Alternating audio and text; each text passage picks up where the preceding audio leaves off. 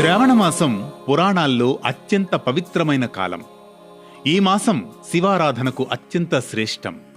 ఈ శ్రావణమాసంలో మహాదేవుడు భూమిపై వసిస్తారని, ఈ మాసంలో వచ్చే ప్రతి సోమవారం ఉపవాసం ఉండి నియమనిష్టలతో శివునికి పూజలు అభిషేకాలు చేస్తే శుభ ఫలితాలు లభిస్తాయని మన పురాణాలు పేర్కొంటున్నాయి. నమస్తే అస్తు భగవన్ విశ్వేశ్వరాయ మహాదేవాయ త్ర్యంబకాయ త్రిపురాంతకాయ సదాశివాయ శ్రీమన్మహాదేవాయ నమః. ఇక శ్రావణ సోమవారం అనగా శ్రావణ మాసంలో వచ్చే సోమవారం. ముఖ్యంగా శ్రావణ మాసంలో వచ్చే సోమవారాలు చాలా విశిష్టమైనవి. శివ మహాపురాణం, లింగ పురాణం ప్రకారం శివుడు అభిషేక ప్రియుడు. శ్రావణ మాసంలో రుద్రాభిషేకం చేస్తే శివుణ్ణి ప్రసన్నం చేసుకోవచ్చు. అంతేకాదు, శ్రావణ మాసంలోని సోమవారం రోజున ఈశ్వరుని ఆరాధిస్తూ ఉపవాస దీక్షను ఆచరిస్తూ అభిషేకాలు చేయడం వల్ల కోరికలన్నీ నెరవేరుతాయని పండితులు చెబుతారు. ఇక శ్రావణ సోమవారాల్లో శివుడి పూజకు అభిషేకానికి సమర్పించే ద్రవ్యాలలో ఒక్కో ద్రవ్యానికి ఒక్కో విశిష్టమైన ఫలితం ఉంటుందట. గంగాజలంతో శివుణ్ణి అభిషేకిస్తే ఐశ్వర్య ప్రాప్తి కలుగుతుంది, ఆర్థిక బాధలు దూరమవుతాయి. కుంకుమ పువ్వు కలిపిన పచ్చి పాలను నివేదిస్తే వంశాభివృద్ధి కలుగుతుంది. నువ్వులు కలిపిన నీటితో శివలింగానికి అభిషేకం చేసినట్లయితే అనారోగ్య సమస్యలు, మానసిక బాధలు శాశ్వతంగా దూరమవుతాయి.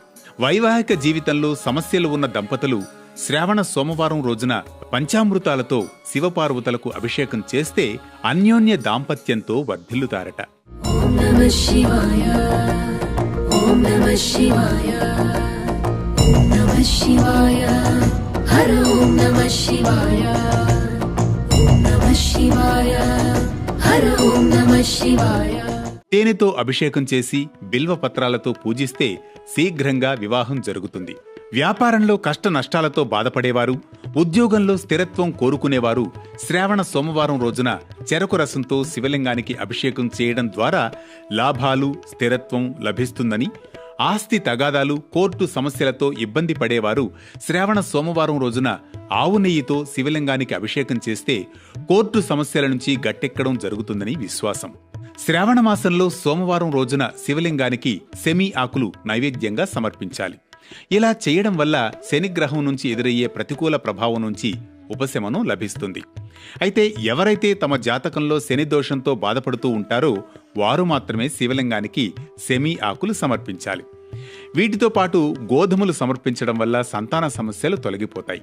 శ్రావణ మాసంలో సోమవారాల్లో ఉపవాస వ్రతం చేసేవారు నలుపు, నీలం రంగు దుస్తులు ఎట్టి పరిస్థితుల్లోనూ ధరించకూడదు. ఎందుకంటే ఈ రంగులు ప్రతికూల శక్తిని ఆకర్షిస్తాయి, శివుని ఆశీర్వాదం లభించదు. ఉపవాసం ఫలితం దక్కాలంటే ఈ పొరపాటు చేయకూడదు. శివలింగాన్ని పూజిస్తున్నప్పుడు పసుపు, కుంకుమ, తులసి ఆకులను శివునికి సమర్పించకూడదు.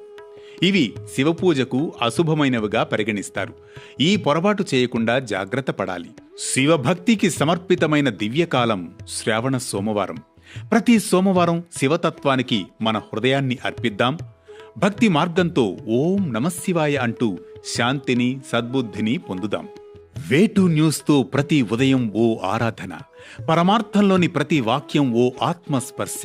ఇప్పుడు తీసుకునే ఈ విరామం ధర్మపు ధారలో, పరమార్థపు పదంలో రేపటి ప్రారంభానికి మరో శ్రీకారం.